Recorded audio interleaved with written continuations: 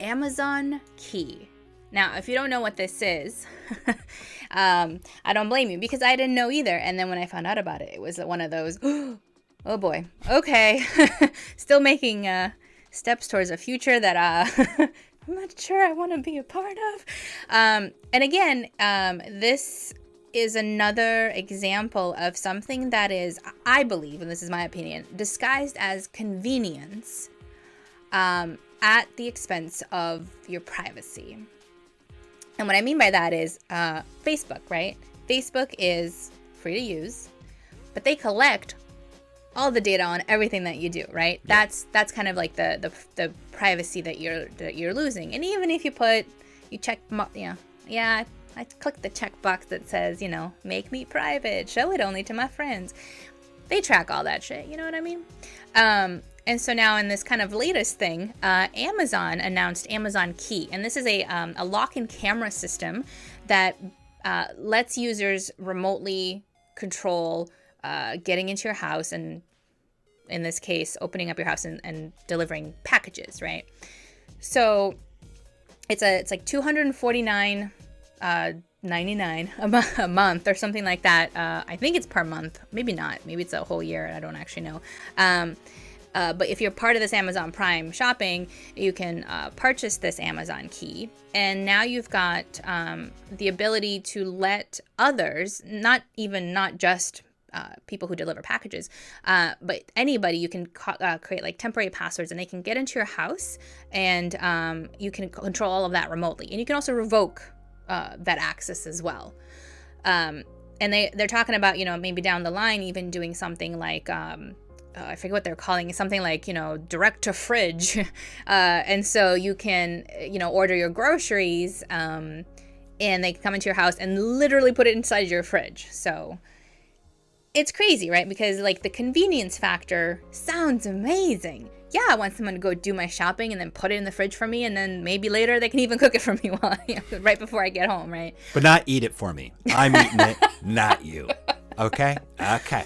And if you're in a neighborhood where your packages get stolen, or you order some things, or you typically order things that are very expensive, or maybe you don't want them out there because you don't want to know people that you're ordering them for whatever reason, this is a great feature, right? Or if you need to let people into your house because you travel a lot and you have pets, there's a whole lot of different kinds of situations that could use this type of service, right? The kind of the core question that I think we also want to touch on, though, is specifically, people who are delivering packages, people who, aren't your friends, or people who aren't, family members, or somebody, who walks your dog all the time, but they're in essence complete strangers.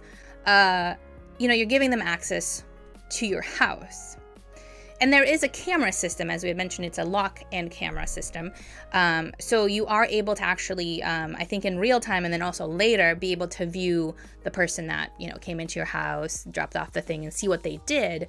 So there is, a sort of security system, like a check and balances to it. Exactly. But at the same time, you're not there, right? So they could technically abscond with all your stuff. They probably lose their job after, but you never know, right? You never know what could happen. Well, and it's an interesting system, and the reason why they're doing this too is because they want to get more people using Amazon.com, right? They've launched it in India. It's a huge success, though there are some pretty high competitors in China as well, and many other countries. They're starting to gain a lot of steam, but they know that there's still a fair amount of people who are concerned with just leaving their packages out when they're not there, because, as Tatiana mentioned, you're traveling, you're working during delivery hours, and you may not live in a great neighborhood to leave it out. Or that, typically your delivery driver is a douchebag and will just throw it at your door, and so you don't really know where it's going to end up. Or they leave it out on the sidewalk, which actually happened to me.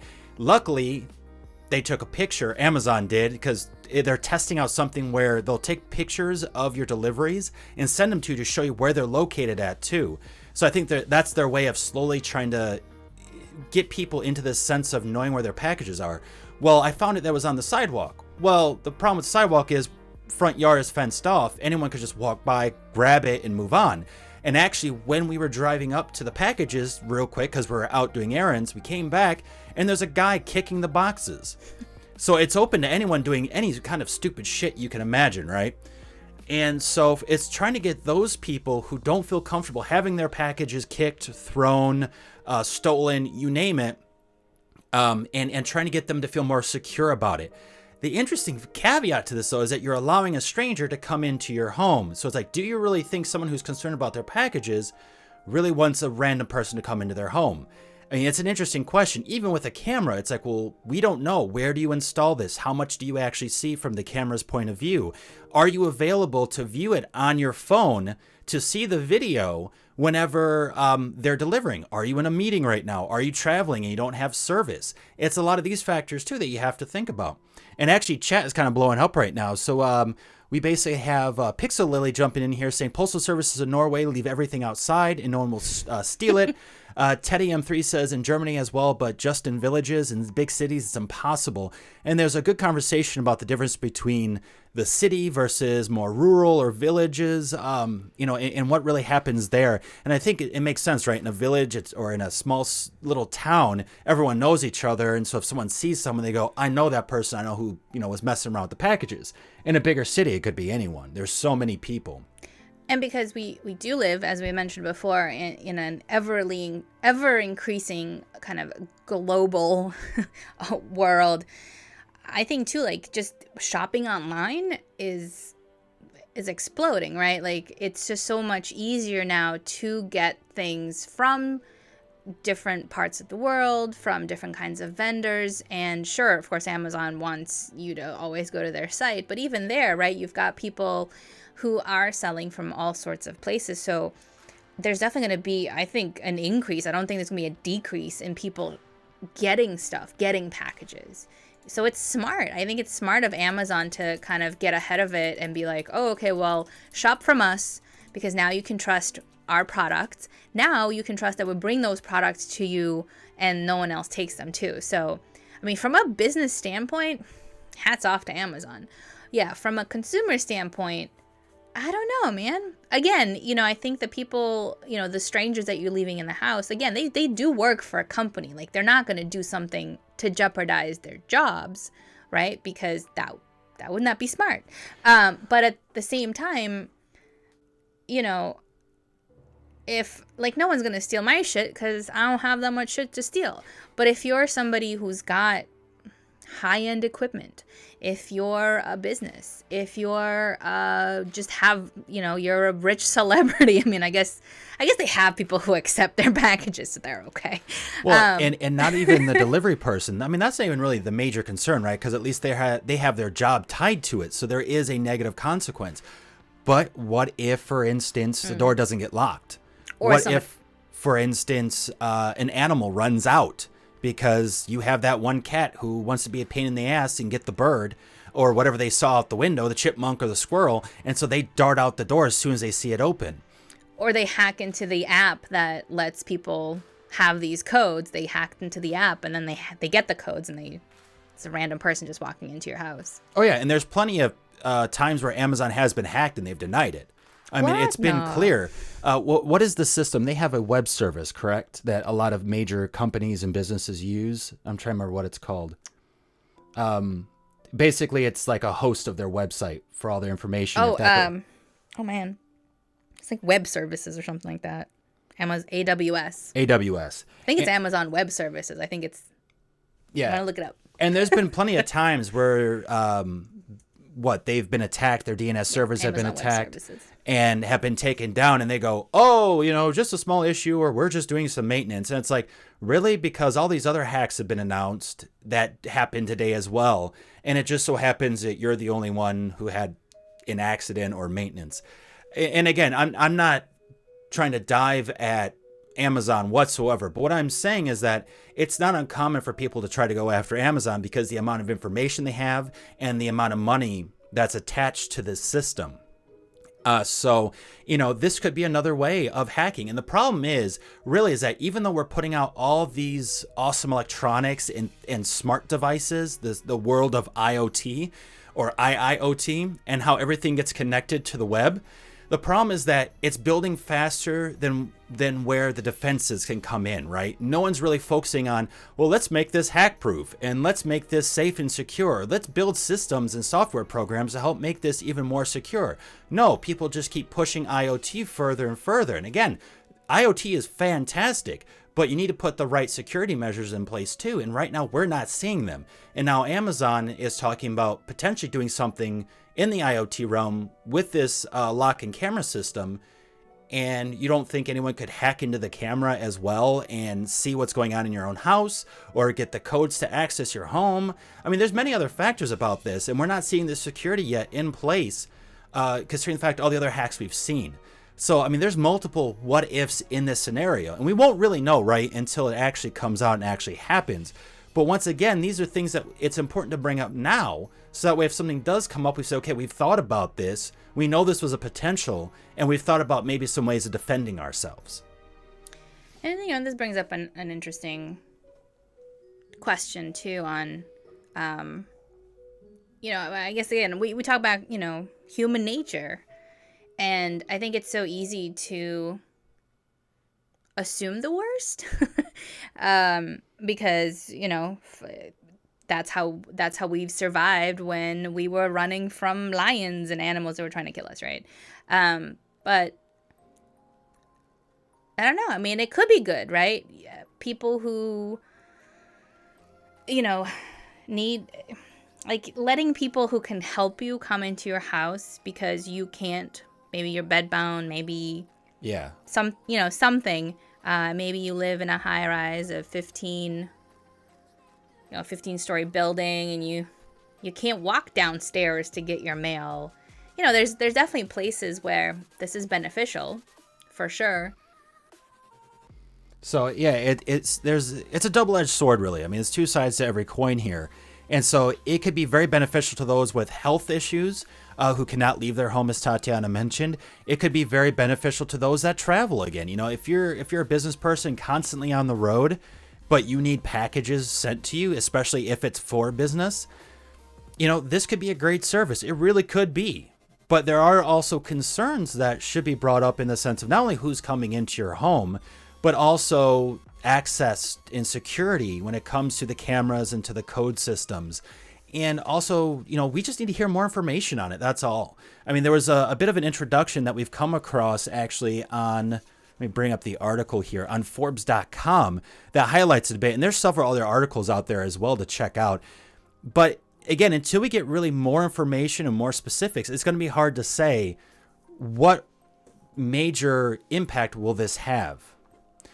And just looking online too, someone also mentioned about health issues and, just getting it to you directly can be super helpful, as well as also looking at, for instance, like with hospitals, getting delivery straight to your room. But then again, most of the time they have someone who will take care of that, and who will bring that to your doorstep. So it depends on the situation, right? So this could be really good. It could also turn out to be negative, or it could go nowhere, right? Because it's really down to the bottom line, which is money. How much money will Amazon get from this, which then translates to our actual interest and where they invest that money then for the future? Do they put it more into Amazon Key, or do they say, this didn't really work out, let's go to something else? That's the way technology is. It's crazy. It's so volatile. 1 minute something can be super successful, like a juicer that does, the same as every other juicer, but it costs $1,000, and then investors go, why the hell do we invest in this? And it never sells.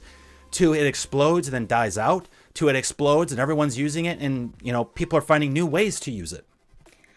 Would you get Amazon Key? If it was free, would you get it if it was free? Because right now there's a little bit of a price tag on it. $250 is not cheap. Yeah, no, exactly right. Personally, for me, I'm fine with just getting it delivered to the door. That is, if the freaking packages make it to the door. That's the thing. I've seen them so many times where they chuck it at the door, they throw it, in front of the house somewhere, and you've got to dig through the, azalea bushes or something to try to freaking get the package out. But no, overall, I'm fine with it going to the front door. I have no concerns. If someone really wants to steal it, then, have at it. Evidently, you need it more than I do, and whatever, and the thing is too, you can always report to Amazon, say, hey, this was stolen, and hopefully the company can work with you. Hopefully. Or you can make it so that way you have to sign for it. That's the other thing, right? You sign for it. If you're not there, great. They take it to a UPS station or something like that where you have to then go pick it up and sign for it there. I will say, too, the Amazon key would be nice because then you could just enter your own house by pushing a button on your smartphone. Yeah, you can get those things at Home Depot nowadays, though. So convenience, man. I will say, I am more lazy than not.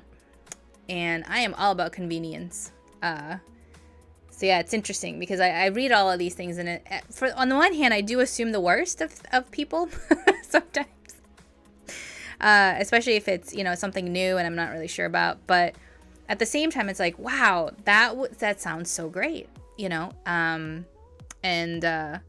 we have a grocery delivery system that we utilize sometimes because sometimes it's hard to find time to go to the grocery store, right? And it's really nice to be able to put an order online in the middle of the night, like midnight, 1 a.m. And in 2 days, it gets delivered at, before 7 o'clock, wake up, food is right out there. Anything, from like milk to tomatoes to pumpkin seeds. I mean, they're there, and that's really nice. Yeah, and actually, Teddy M3 brought up a really interesting point that the country that she's in, there are parcel contracts, which means that they are allowed to leave the parcel outside in front of the door or like here in the trash can hut. And if it gets lost, it's your fault. So if you don't have that parcel contract, there's even times where they'll just throw it anywhere. Anyway, she mentions that she had a book that was delivered and it was actually outside somewhere else for 5 days. And then when she went to complain, they just said, well, you're at fault for it.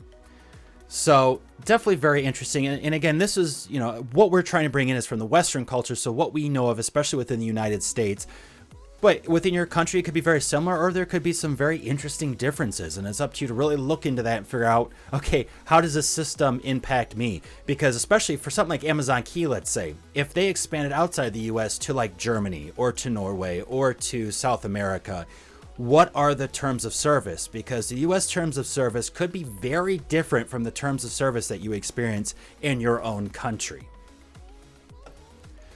So, again, it's one of those things where there is no right or wrong. We just have to experience it and see what happens.